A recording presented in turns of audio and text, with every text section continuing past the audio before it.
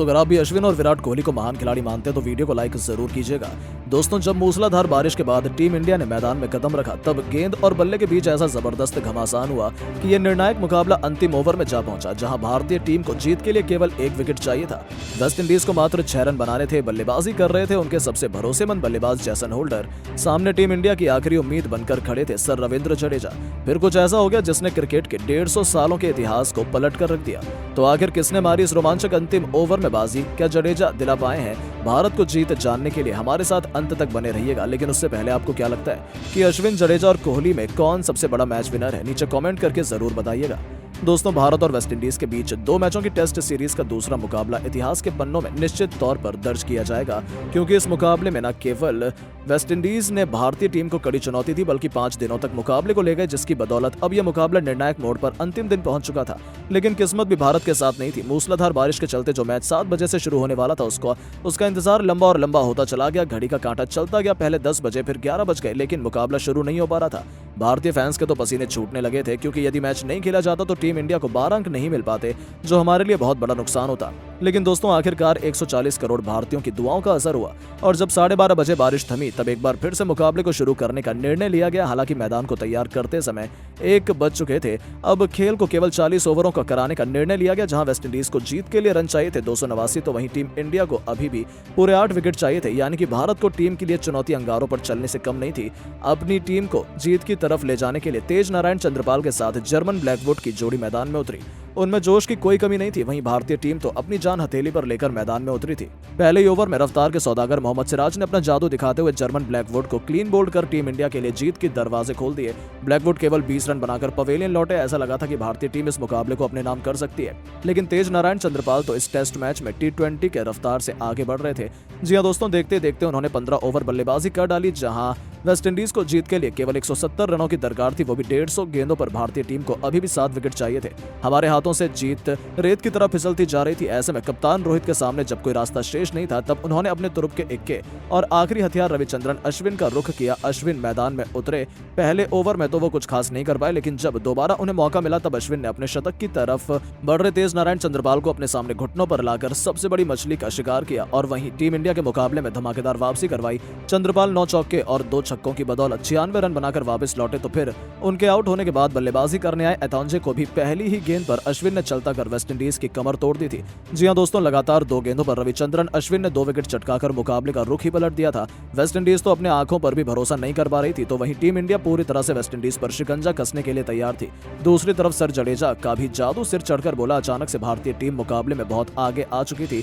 एक के बाद एक टीम इंडिया ने वेस्टइंडीज के लगातार 4 बल्लेबाजों को पवेलियन भेज दिया था। 30 ओवर का खेल समाप्त होने तक वेस्टइंडीज ने अपने 6 बल्लेबाजों को गवा दिया था। केवल 10 ओवर बचे थे। उन्हें जीत के लिए 65 रन बनाने थे और भारतीय टीम को चाहिए थे मात्र 4 विकेट। वेस्टइंडीज की आखिरी उम्मीद जैसन होल्डर मैदान में मौजूद थे, जो डटकर गेंदबाजों का सामना कर रहे थे। हालांकि उन्हें दूसरी तरफ से किसी का साथ नहीं मिल रहा था। रविंद्र जडेजा ने वारिकन और केमार रोच को लगातार 2 ओवरों में अपना शिकार बनाया। इसकी वजह से पल पल मैच रोमांचक होता जा रहा था। नतीजा ये हुआ, ये मैच देखते ही देखते अंतिम 2 ओवरों में जा पहुंचा, जहां वेस्टइंडीज को जीत के लिए केवल 18 रन चाहिए थे। आखिरी ओवर के पहले का ओवर करने रविचंद्रन अश्विन आ चुके थे, पर होल्डर तो सिर पर कफन बांधकर उतरे थे। पहले जडेजा के सिर के ऊपर से गगनचुंबी छक्का, तो फिर आखिरी गेंद पर खूबसूरत चौका लगाकर उन्होंने टीम इंडिया की जीत की उम्मीदों पर लगभग पानी फेर ही लिया था। यह रोमांचक मैच अंतिम ओवर में जा पहुंचा था, जहां भारतीय टीम को 1 विकेट चाहिए था, तो वहीं वेस्टइंडीज को केवल 6 रन बनाने थे। अब 140 करोड़ भारतीयों की खुशियों की चाबी कप्तान रोहित ने सर जडेजा के हाथों में सौंप दी। वो भी अपने आत्मसम्मान को दांव पर लगाकर मैदान में उतर चुके थे। पहली गेंद पर ही ग्रेबियल ने सिंगल लेकर होल्डर को स्ट्राइक दे दी। 5 गेंदों पर 5 रन चाहिए थे। दूसरी गेंद पर होल्डर ने 2 रन दौड़ लिए।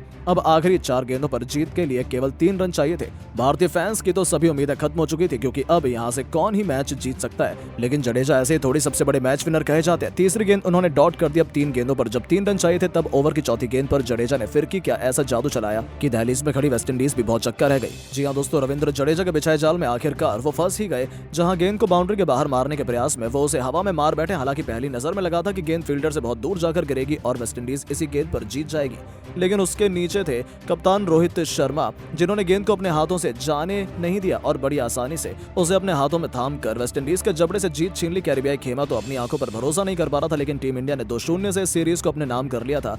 जडेजा को जहां मैन ऑफ द मैच दिया गया, तो वहीं रविचंद्रन अश्विन अपने दमदार परफॉर्मेंस के लिए मैन ऑफ द सीरीज बने। दोस्तों, अगर आप भी सिराज, विराट कोहली और रोहित शर्मा को बेहतरीन खिलाड़ी मानते हैं तो इस वीडियो को लाइक जरूर कीजिएगा। दोस्तों, दूसरे टेस्ट मैच के मैन ऑफ द मैच बने मोहम्मद सिराज, लेकिन सिराज ने इतनी गजब गेंदबाजी के बाद भी अपने इस मेहनत का अवार्ड उस खिलाड़ी को दिया, विराट कोहली को दिया, और फिर कुछ ऐसा कह गए कि सुनकर आप भी उन्हें सलाम कर जाएंगे। आखिरकार सिराज ने जीत के बाद मैन ऑफ द मैच बनकर क्या कहा अपने बयान में, अपना अवार्ड कोहली को देकर। आपको उनके बयान का पूरा वीडियो दिखाने जा रहे हैं, लेकिन उससे पहले आप सभी को क्या लगता है, विराट कोहली, रोहित शर्मा, शुभमन गिल, तीनों में सबसे बेहतर खिलाड़ी कौन है आज की तारीख में? नीचे कमेंट करके हमें बताना नहीं भूलिएगा। दोस्तों, भारत और वेस्टइंडीज की टीम के बीच में चल रही आखिरकार 2 मैचों की टेस्ट सीरीज आज भारत की जीत के साथ समाप्त हो चुकी है। जी, आपको बता दें कि पहला मुकाबला जीतने के बाद सीरीज का यह दूसरा टेस्ट मैच पोर्टो स्पेन के मैदान में खेला जा रहा था। अब वैसे तो इस मैच के पहले दिन से ही भारत की जीत को कंफर्म मान लिया गया था, क्योंकि हमारी बल्लेबाजी कुछ ऐसी थी। रोहित शर्मा के 80 रन, विराट कोहली के 87 रन, ये 2 पारियां काफी थी सबको बताने के लिए कि हमारे खिलाड़ी क्या कुछ करने वाले हैं। अगले दिन विराट के बल्ले से शतक निकलता है और आती है एक भीमकाय पारी, जो कि भारतीय क्रिकेट टीम को सीधा 400 के पार ले जाती है। इस बीच रविचंद्रन अश्विन और जड्डू के बल्ले से भी 50 पारियां निकलती हैं और ये दोनों मिलकर टीम को ले जाते हैं 488 तक। मतलब कि दोस्तों, अब 489 रन तो बनाने ही थे वेस्टइंडीज को, ऊपर से एक बड़ा लक्ष्य भी देना था, जो कि नामुमकिन था इस मैच में।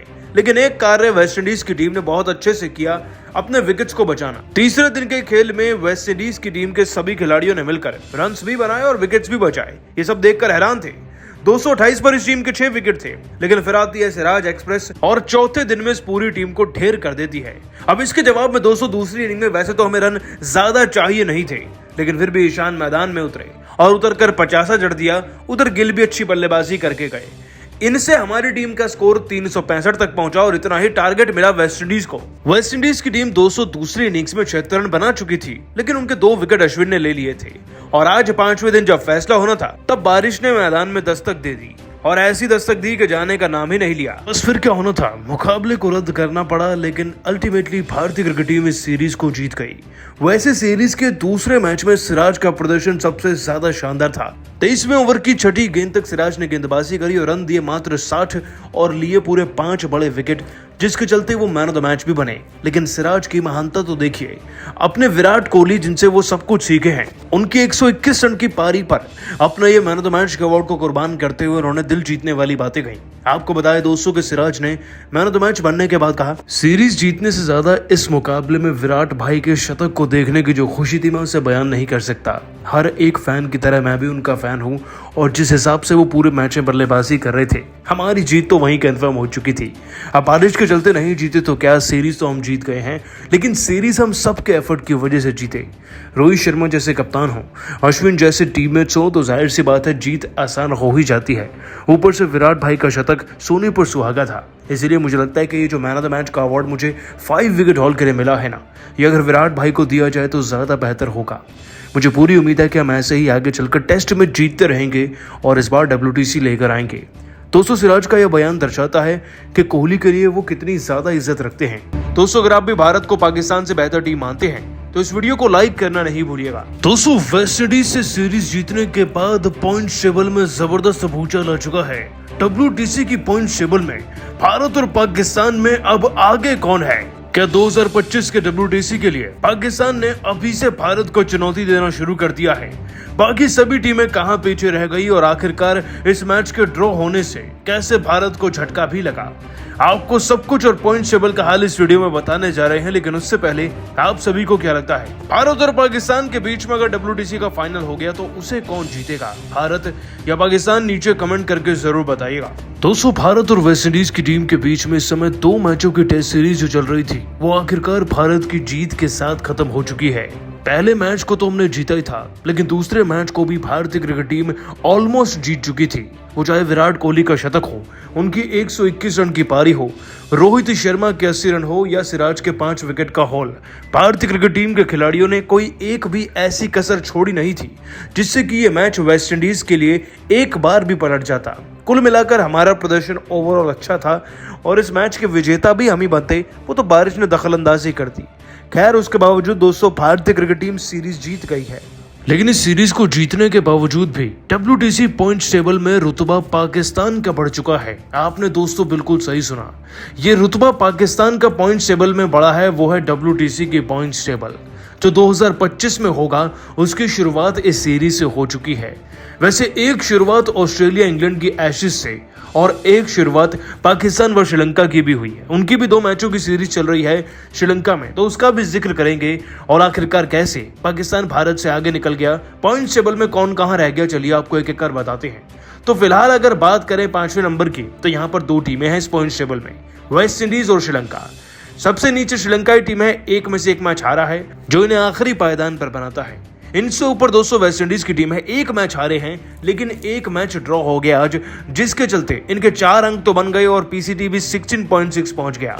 इंग्लैंड की टीम की बात करें, वो चौथे नंबर पर है। 4 में से उन्होंने एक मैच जीता है, 2 गंवाए और 1 ड्रॉ हुआ, जिसके चलते उनके पास 14 अंक हैं और परसेंटेज 29.17 का। तीसरे नंबर पर ऑस्ट्रेलिया की टीम है जो 4 में से 2 मैच जीत चुकी है, 1 हारी है, 1 ड्रॉ हुआ है, जिसके चलते 26 अंक और 54.1 का इनका परसेंटेज। तो वही दूसरे नंबर पर जीत कर भी भारतीय क्रिकेट टीम है दोस्तों। भारतीय क्रिकेट टीम 2 में से 1 मैच जीती और 1 तो ड्रॉ ही हो गया, तो सीरीज जीतने से नंबर 1 की रैंकिंग नहीं मिल पाई। हालांकि हमारे अंक पॉइंट टेबल में 16 हो गए हैं और परसेंटेज 66.6 का हो चुका है। तो नंबर 1 की बात करें तो यहाँ पर पाकिस्तान की टीम है, जिसने 1 में से अपना 1 मैच जीता है, 12 अंक हैं और 100% का परसेंटेज रेट है। कुल मिलाकर दोस्तों सीरीज हम भले ही जीत गए, लेकिन इस जीत से भी खुशी उतनी ज्यादा नहीं, क्योंकि पाकिस्तान की टीम जो हमसे WTC की पॉइंट टेबल में आगे है। खैर, अब देखना होगा, अगर श्रीलंका की टीम पाकिस्तान को अपने दूसरे मैच में हरा देगी तो शायद भारत आगे आ जाए। कुल मिलाकर दोस्तों भारतीय क्रिकेट टीम का प्रदर्शन सीरीज में तो अच्छा रहा, लेकिन WTC की पॉइंट टेबल में अभी भी जद्दोजहद करनी पड़ेगी। फिर भी दोस्तों आप सभी को क्या लगता है, अगर WTC फाइनल होने वाला भारत पाक के बीच में हो गया तो उस फाइनल को कौन जीतेगा, नीचे कमेंट करके जरूर बताइएगा और अभी सब्सक्राइब कीजिए हमारे YouTube चैनल को। धन्यवाद।